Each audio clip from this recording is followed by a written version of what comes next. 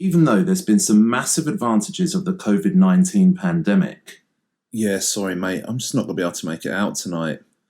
Yeah, the corona's really flaring up. I'd just better stay home and take it easy.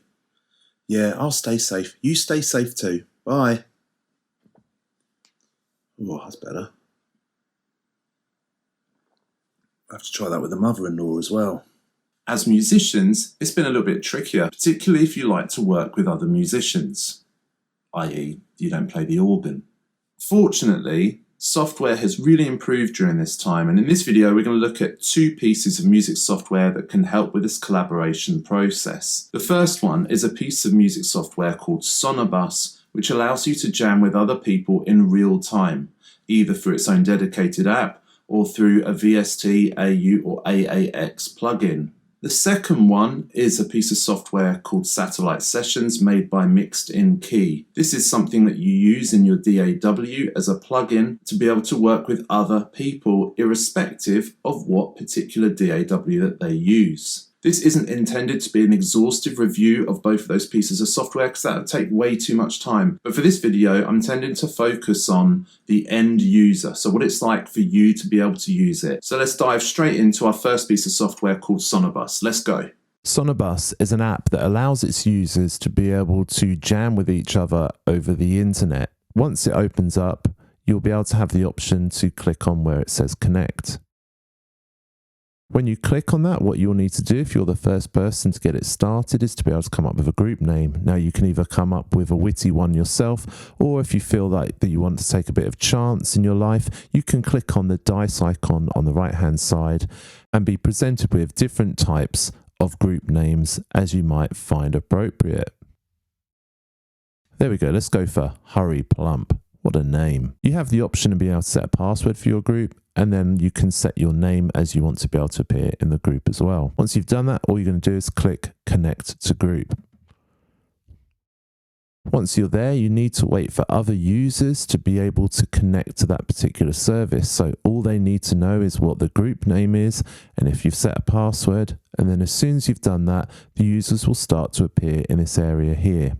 So as you can see here, I've joined this session from another computer, so you can see what it looks like when you have somebody else as part of the session. So what you can do that is particularly handy about this is that you can actually record what you play during those jamming sessions, and you've got some massive control over this. So if you go to the gear icon on the top left hand side, that will then give you some options that you've got here. In particular one for recording is what type of recording you like to do. So you can change the type of file format that you're working with, but you can choose any of these four that you would want to record when you hit the record button. So the full mix without yourself and each connected user. What I would tend to do is definitely click those two, and I don't tend to bother with the full mix because what I'd like to do at some point is just be able to mix it in live anyway. So it's a really handy piece of software for being able to jam with other people. So what we decided to do is I got in contact with the man, the myth, the legend, Simon Lyon at Ableton to try and test this software out and put it through its paces between just the two of us to see how reliable it was and the way that we could use the features that are within the software. So here's our attempts. 1, 2, 3, 4.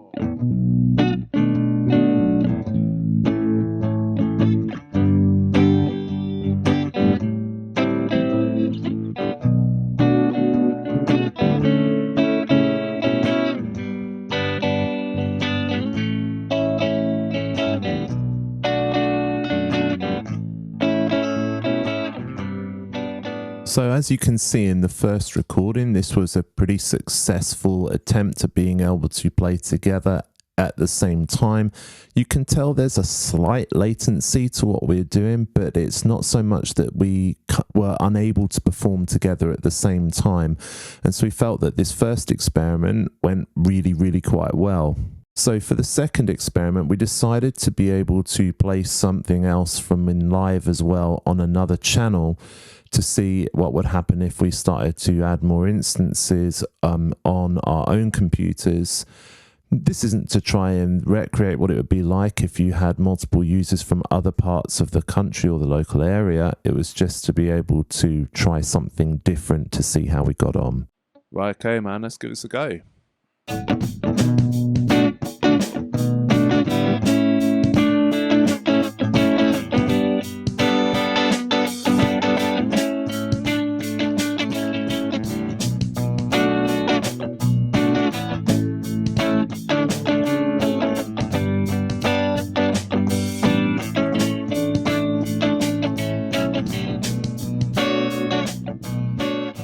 So when using the software this time, we started to notice that we did have problems with latency. Now, I don't think that's particularly a massive problem with the software, because I know of other users that use Sonobus and have a bit more of a reliable connection than we might have had at that particular time.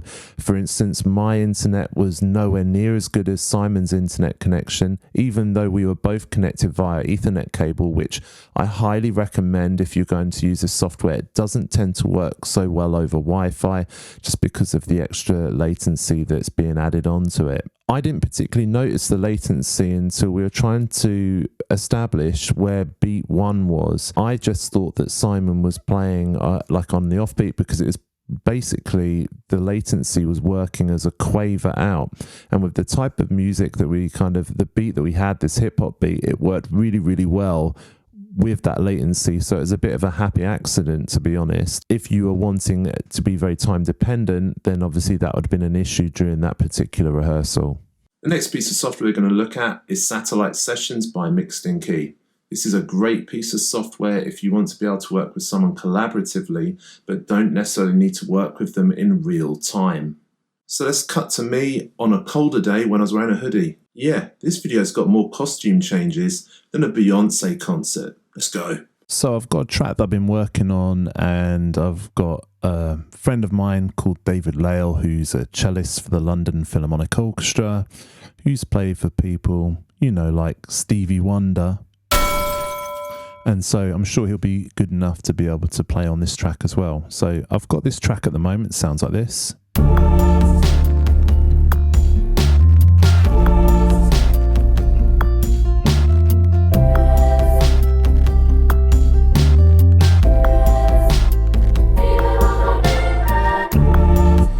Okay, so I'd quite like him to work on this track, and we've worked together. One of the frustrating things is that Dave doesn't use Ableton Live. Sharing projects with him is therefore more difficult. So this is the great thing of where Satellite Sessions can come in. So what I've got to do is I'm going to make a MIDI track, just because I need this MIDI track to be able to load in Satellite Sessions. So I'm going to drag this onto this MIDI track, and it opens up this part here. And I've already got a session that I started called Gecko, but if I wanted to start a new one, I would just go to create a new session. Let's do that actually. Gecko with Dave, let's call it that. And then this is in A minor,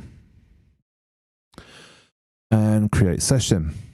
And then what I'll be able to do is I'll be able to start to load on to each of the tracks that I want to send through to him, so he's got access to every single one of them.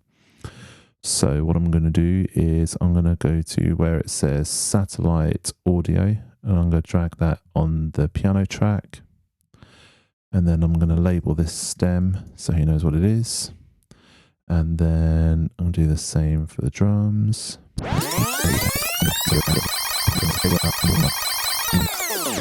Cool, so I'm just going to go to Satellite Sessions.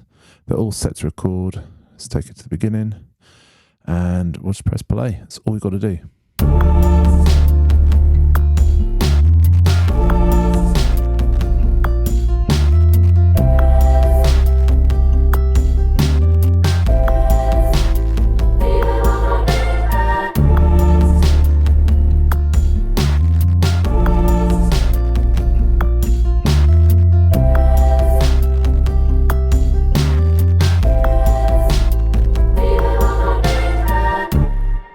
There we go. So that's just uploading it to their server. And what I'm going to do now is I need to invite Dave to this session. So I'm just going to click invite, and then I can type his email address in here. And what I'm going to do is I'm going to go across to here and choose where it says co-host. I'm going to let him be able to do anything he wants in the session. I trust him. There's other levels that you can allow people to come into, depending on what kind of needs you want for that session and what, kind of how destructive your collaborators are. And I'm going to send him that invite, which will then mean that he will get an email and then he can work his magic on top. So let's take it over to Dave. So just had an email from my mate JT asking if I'd be up for working on a new track with him, put some cello lines down. I can't wait to hear the track. We worked on lots of stuff together in the past, so I know it's going to be good. Only thing for me is that he's an Ableton guy and I work off Logic. Can be a bit time consuming sending files across to each other and whatnot, but we're going to be working off and using a new software called Satellite Sessions, which hopefully is going to make this whole process far simpler. Let's check it out. So here's the email from JT. I've already downloaded Satellite Sessions, so I'm going to copy this here. I want a MIDI channel. Firstly, go to all my instruments, mixed in key, Satellite Sessions. Let's do this. Join a session, because the session has already been done and it's already looked at. I didn't even have to paste it in there. Awesome. Join session. Cool. So here we are. It's already told me what the BPM and the time signature is, so that's awesome.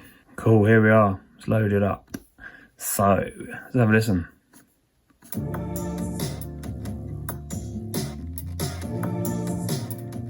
That's dope. I can already hear cello lines. It's exciting. Cool, so what I'm going to do is I'm going to drag some of these in. Drag this, is so simple, look at that. Sweet. Let's put some drums. Do it. There you go. Oh gosh, so easy. Let's get it all in. Let's just do it. Got it loaded up. Let's improve it even further. Some cellos.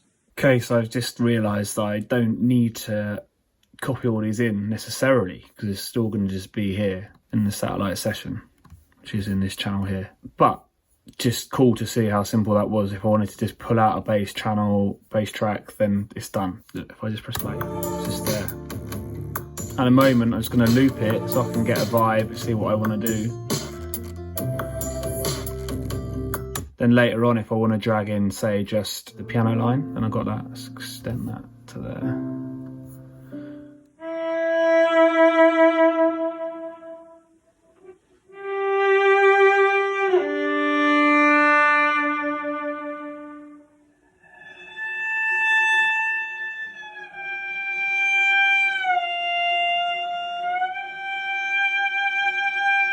Cool, so I'm done recording for now. This is what it looks like. So I've recorded it here and it's come up in the satellite session here. A few false starts, and those happen because I didn't have, on some of them, capture audio on. Have it on to record. So let's have a listen.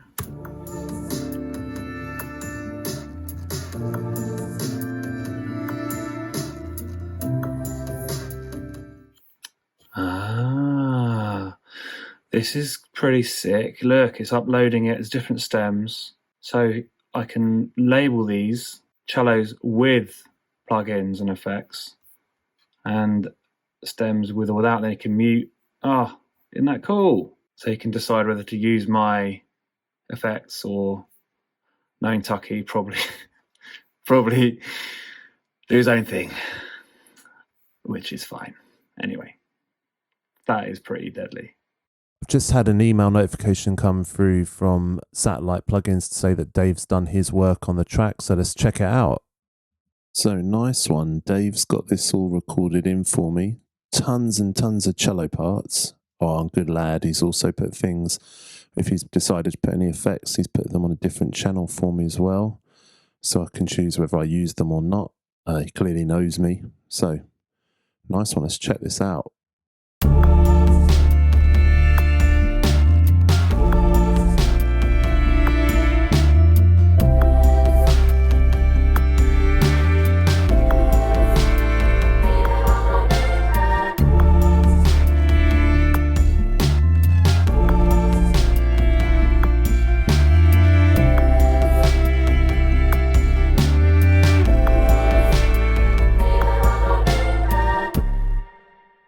So yeah, nice one. Thank you so much, Dave. I'll get cracking with that track. To summarise, in my opinion, I think that these are both great pieces of software that have their obvious pros and cons. Sonobus is a great tool for being able to allow you to be able to work with other musicians in real time. Yeah, it does have its flaws, such as needing a really good internet connection, which we know that not all students have access to at home, but it does have the advantage that you don't have to use it with the DAW. It has its own standalone application, and they're looking at being able to develop into being able to use iOS and Android versions as well. It's a great bonus as well that it will allow you to record what you are doing, and I only believe that this type of software will get better over time because there's clearly a need for using it. Satellite Sessions has been superb at being able to do collaborative working with other people, and this is particularly true if you are using different software from somebody else. This obviously has some of its own flaws as well, but if you take it at face value that it's something that you can record your musical ideas into and share with other people, and the bonus of even being able to set different levels of access depending on what the type of session is, then it opens loads of doors. Yeah, you can't change the time signature during the piece of music. Yeah, you can't change the tempo during the piece of music as well. That's not what the point of this is. The point of it is to be able to just record ideas into there and share it with your collaborators. And that could make way for some really interesting projects. In fact, it's something I already do with my Year 11 students to be able to help with the transition into Year 12. Like anything, the best thing to do is to plan yourself a project to be able to try and use these in real world applications and see how you get on. If you found this video helpful in any way at all, it'd be lovely to hear from you. My Twitter handle is @JT_AbletonTips. Feel free to give me a shout on there, particularly if you're intending to use this for your own work or to be able to use this in the classroom. I wish you all very happy music making.